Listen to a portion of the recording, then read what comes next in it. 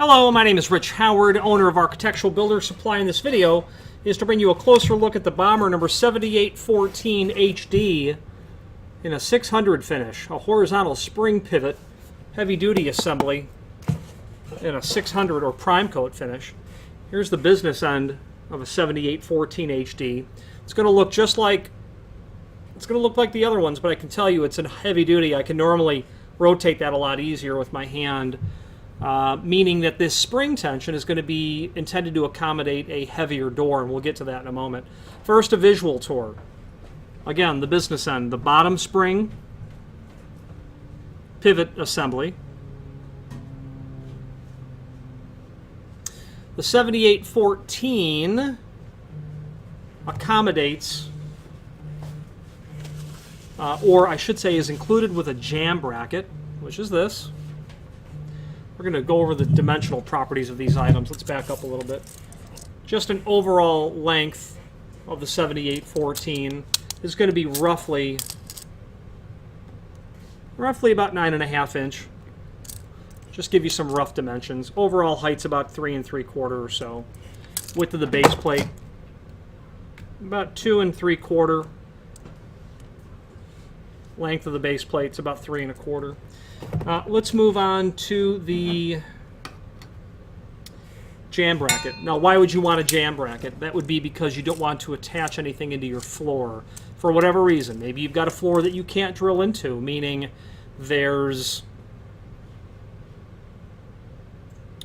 a heated floor, can't drill into it. It's a floor that may be so dangerous to drill into, marble, that you don't want to take the chance of cracking anything. Jamb bracket. Okay. Width of the jamb bracket, about 2 3/4. Overall height, about 2 1/4. Overall length of the floor plate, about 3 9/16 or so. The heel plate, that's going to be for the back side, and we're going to go over that in a moment. Overall height's about 3 1/4 by about 1 3/8. Then you've got your two face plates, and there are two of them. These are prime coat, and the 7814 is specifically a model that's made of steel on these plates.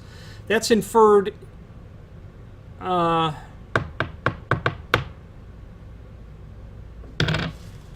believe that is inferred in both the part number being 7814. It's certainly inferred in the part number that's 7814, but I believe it is inferred also in the 600 part number as well. I'm going to pull up my finish chart.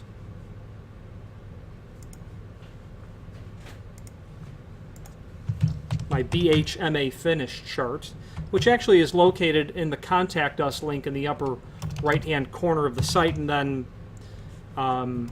confusingly enough, it's under the video gallery, where you can then Control F on your keyboard and look for finish chart. The BHMA finish chart tells me that 600 is indeed a steel-based material. I do not see something that's primed on a base material other than steel. Obviously, if you're going to paint something, you'd paint the cheapest finish possible. However, I could certainly see a need for something that is a non-ferrous base material, and I've never encountered it as a real piece of hardware, but if you needed something that was non-ferrous, you could get a zinc plate. Not saying that Bommer could supply it, but you could do a zinc-based material, which would become a 674, would be the finish code. So a 7814, continuing on with our visual tour. There we go. Overall width, about 9 3/4. Overall height of the faceplate, about 2 3/4 or so. Then you're going to get some pieces and parts and whatnot. You're going to get the tension rod to adjust the spring tension, which we'll go over. You're going to get all the fasteners that you need for not only attaching the plates to the face of the door on both sides.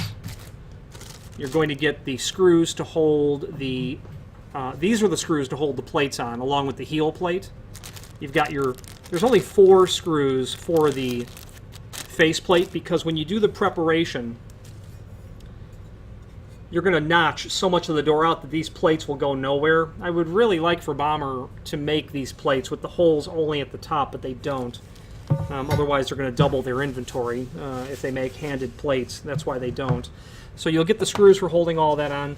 The body to the jamb bracket, the jamb bracket to the jamb, then the top pivot. That's what that top pivot looks like. Header portion, door portion, screws for all of that would be included, obviously. That's the visual tour. Now, let's talk about the 7814 HD and what it is intended to handle.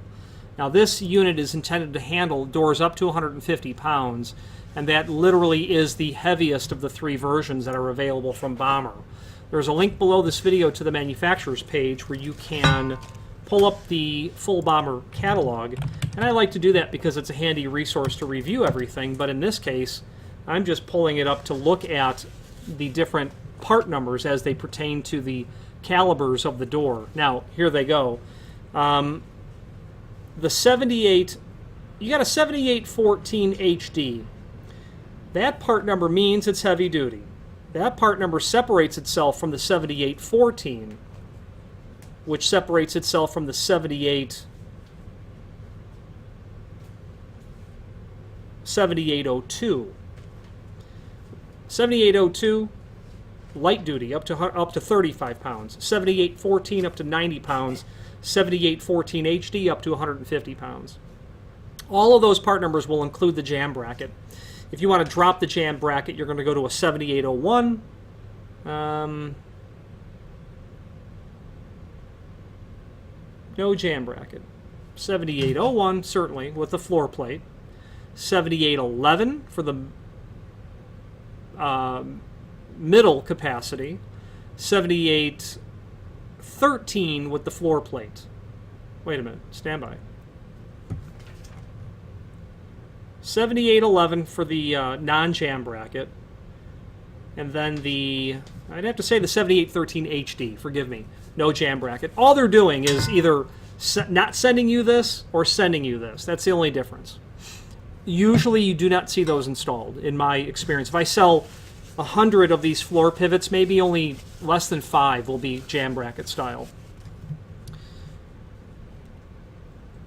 You've got the weight ratings. Now, also, the parts are, the faceplates are steel. However, for the 90-pound capacity, you can get these in brass. And that'd be the 7821 with the without the jamb bracket, or 7822 with the jamb bracket. Brass trim. Why would you want brass trim? Well, because you want a true architectural finish. A polished brass finish, a 632 finish on steel is going to be different than a 605 finish, a polished brass finish on brass. So if you want a true architectural finish, you'll be restricted to just the 90-pound capacity with or without the floor plate. These plates will then be made of brass, and you'll be able to have that exact architectural finish. By the time you're probably seeing this video, we will have added a table down below that will allow you to link to all of those items so you can see the different capacities. Now, moving on to the installation instructions. Now, the link below this video to the installation instructions is actually called Template, and it's included with your hardware naturally. And I've installed these, I've mortised for these, is really more so, because that's really what you mean when you say you've installed them. I've mortised the door for these. And I have to tell you that it's not hard.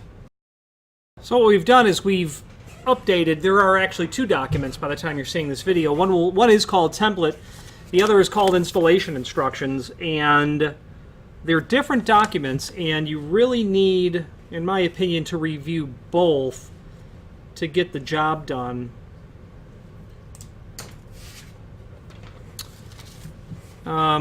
Because, let's take a look. You've got the template, and the template is going to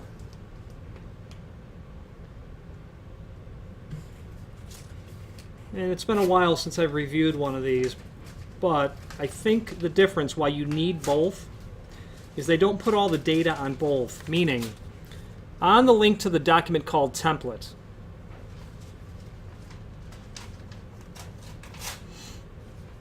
you don't know the size of the door and the height from the installation instructions.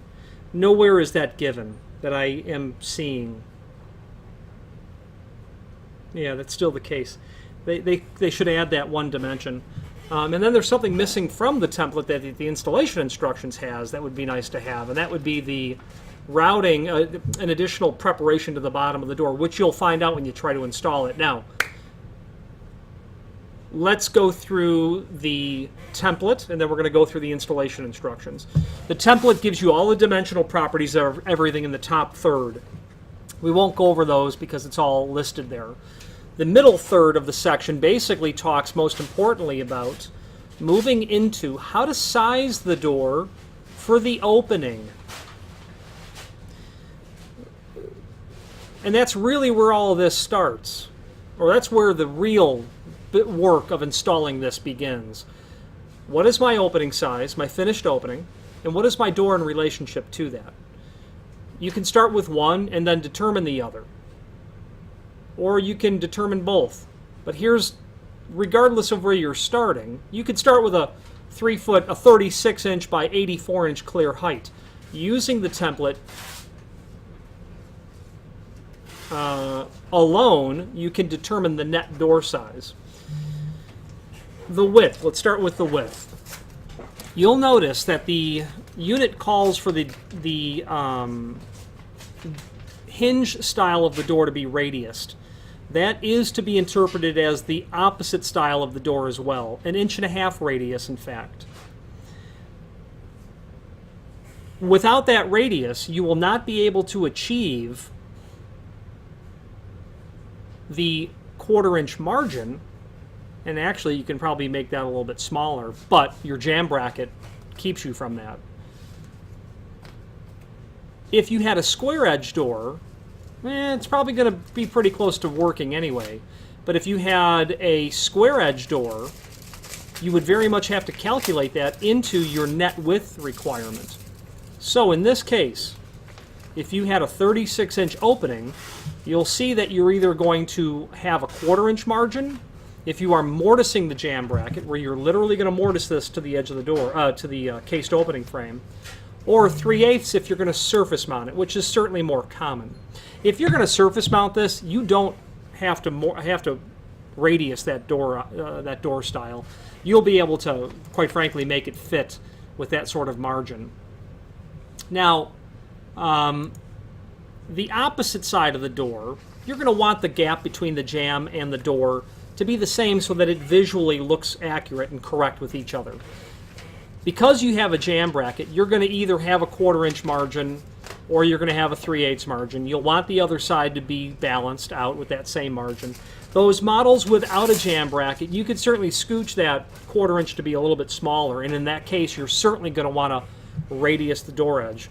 Why radius the door edge? Imagine if my palm is the cased opening frame and my square fist is the square edge of the door.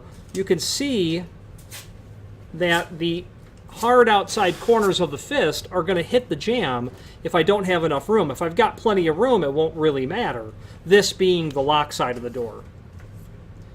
But if I want to tighten that up, you need to radius that over.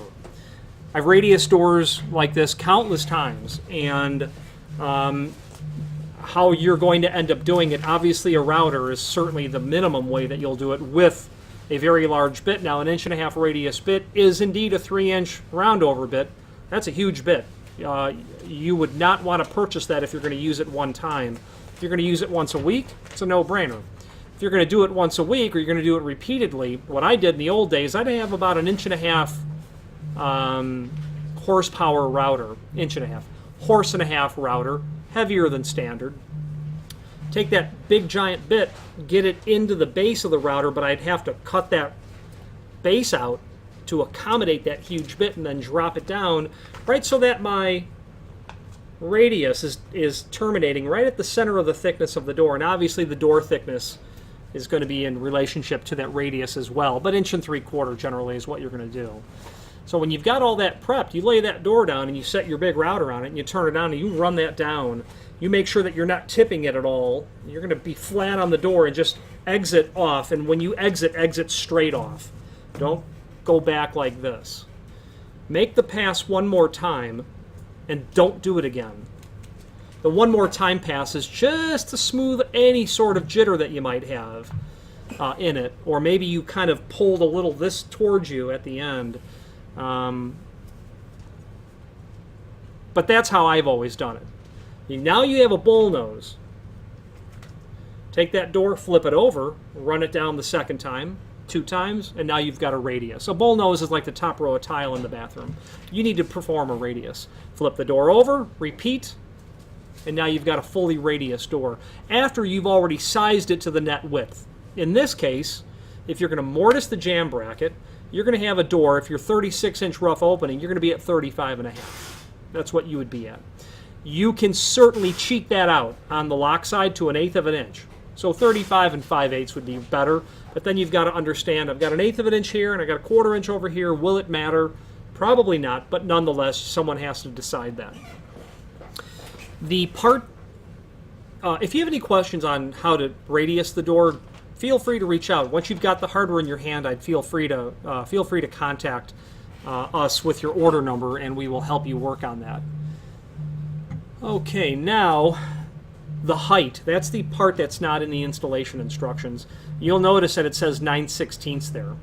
You'll also notice that it says 1/8 of an inch at the top. So if you've got an 84-inch net, an 84-inch finished frame height, you're going to have 11/16. 84 minus 11/16, you're going to be at 83 5/16 net door height. So that's the other dimension that you need. That's a crucial dimension because all that's correlated to the floor where this plate's going to sit on top of. The rest of all of the dimensions talks about how to prep the bottom of the door, and we're going to skip to the bottom of the door, then I'll go back to the top. Basically, you've got a notch, a large hog out, and then another ear notch. The first time I looked at this and I looked at the drawing, I says, well, that's easy. Look at this. Okay, all I got to do is make this fit, and that's all you need to do. And I've done this a number of ways, using a router and then squaring it out by hand with a chisel. But you really can't get away from doing some of the square work, some of the hand work with a chisel. Certainly for the mounting up here, you'll have to do that. But all the dimensions are there. Just follow those. Ensure that you've got a solid fit once you're done. Don't proceed unless you've got a solid fit. Make it work accurately. Make it fit correctly. And that's all you'll need to do for the bottom. Make your door look like that drawing. That's it.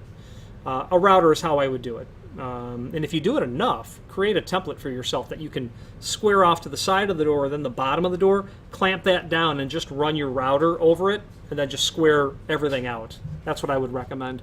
I didn't do this enough to have that template.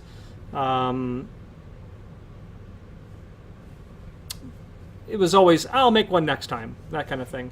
Now the top, for the top pivot, that is quite easily done. I like to do this with my Forstner bit, my flat-ended bit, mortise 7/8, just 3 holes, 1, 2, 3 in the top of the door, and the header 1, 2, 3, the same depth, nice and flat. Drill that hole that you'll need for the spindle coming into the door itself, as mentioned there, 5/8, in the right location. Now you'll notice that vertical line, that dashed vertical line from the center line of this pivot down through the door all the way down to that 1 3/4 dimension from the edge. Well, you've got to do the math, but that 1.5 inch dimension from the edge of the door to that vertical line of pivoting must be maintained. That imaginary, or that plumb line, that imaginary vertical axis of pivoting, this needs to be right down into the center of that. You have that, then your door will work well. So, any questions on interpreting those dimensions, feel free to reach out, but it's all simple and straightforward. Then you've got your heel plate here. That's just simply going to install, that's your radius. That's going to simply install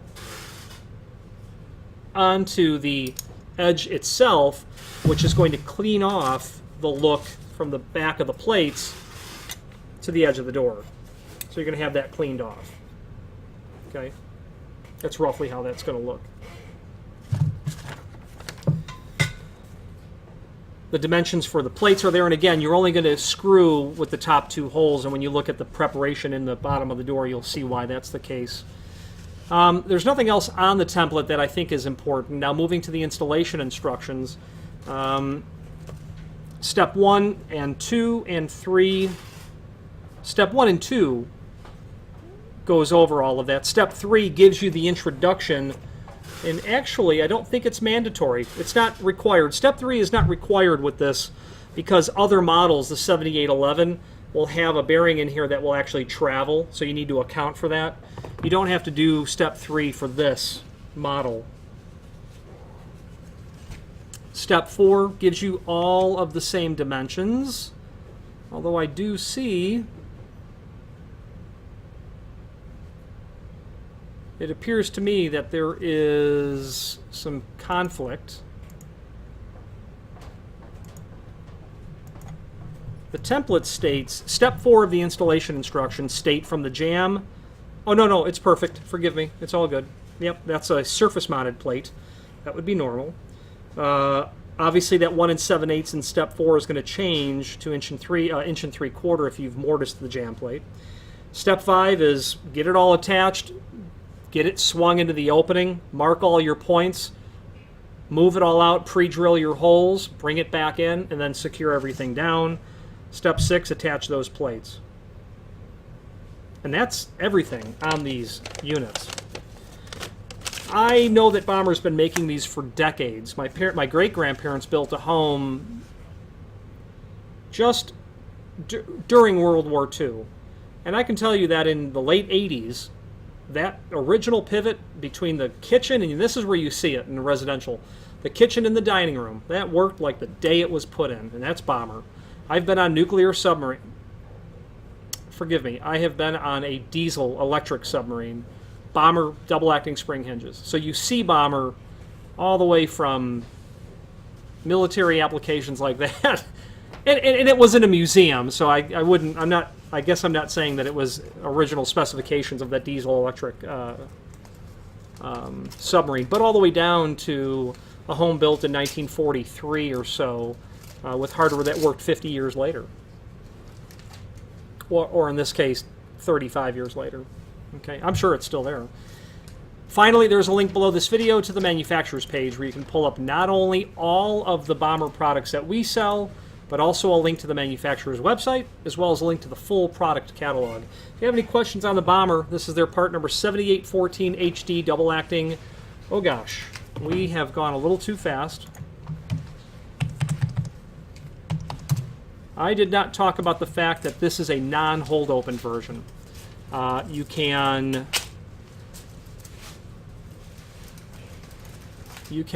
do a hold open on these heavyweight versions. The 7813 HD or the 7814. They are non-hold open only. If you have a hold open requirement, then your door needs to be in that 90-pound maximum door weight range.